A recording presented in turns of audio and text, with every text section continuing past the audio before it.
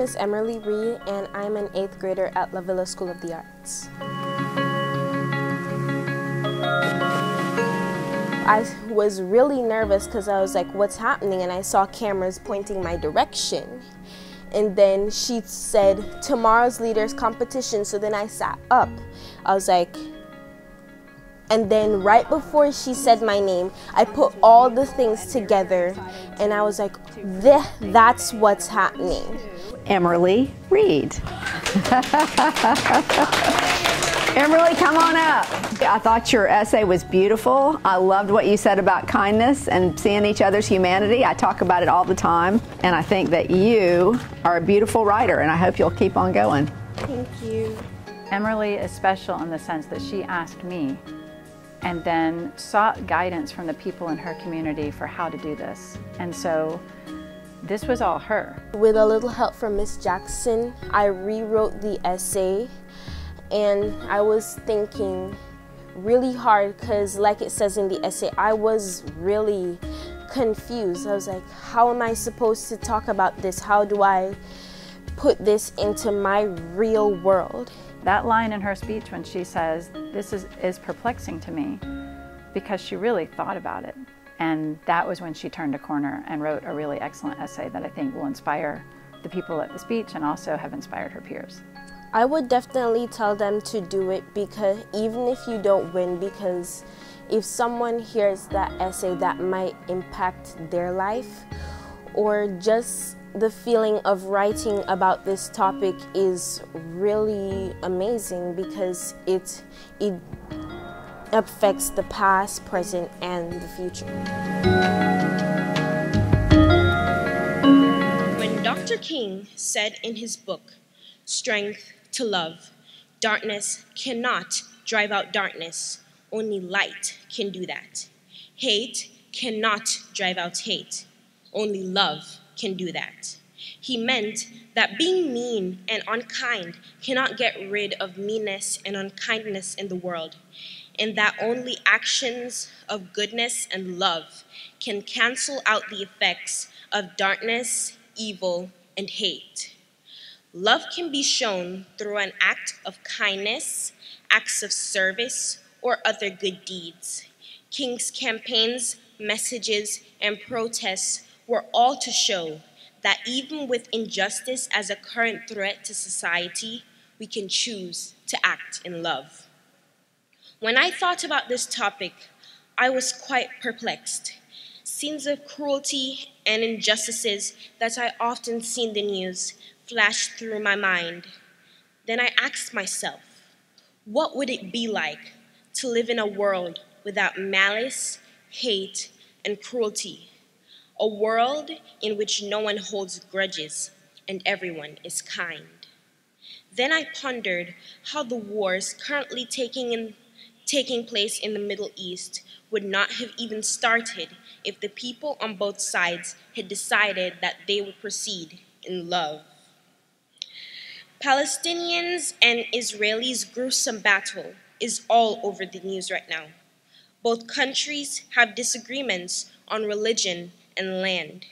If these groups had only shed a little light on the things they have in common instead of focusing on their differences, then the combats between the two nations could have been prevented. Yes, different groups and settlements don't always agree, but disagreement doesn't have to end in war. We can be kind to others even when we don't agree with them.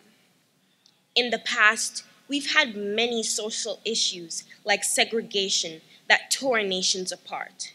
Colored people and those of mixed race were separate from whites from around 1896 to 1964, making 68 years of racial inequality.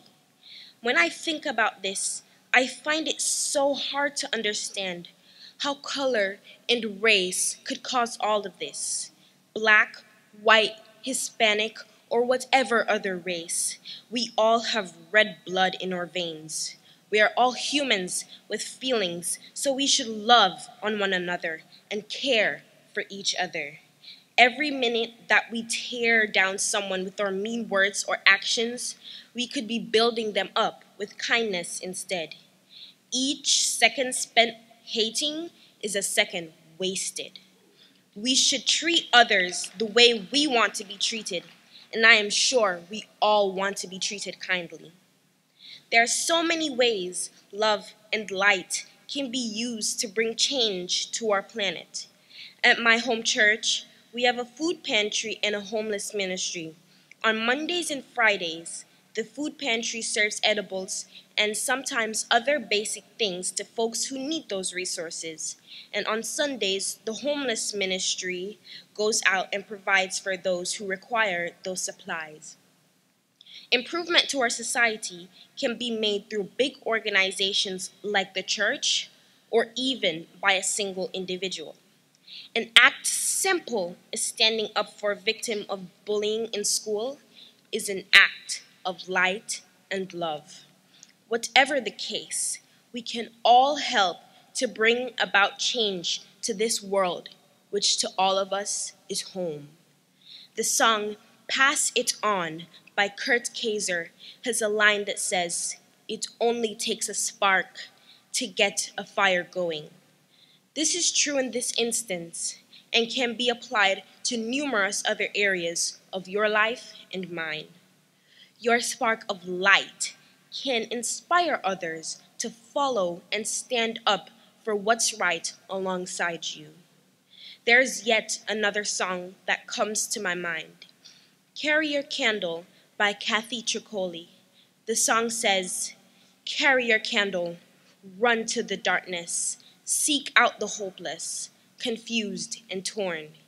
Take your candle and go light your world." Now, more than ever, we all have a duty to light up this dark world with kindness and love. We are living in a torn world, and we need to stand together and be united. If we could love, share, and care for each other, this world would be a better place. Yes, darkness cannot drive out darkness. Only light can do that. And hate cannot drive out hate. Only love can do that.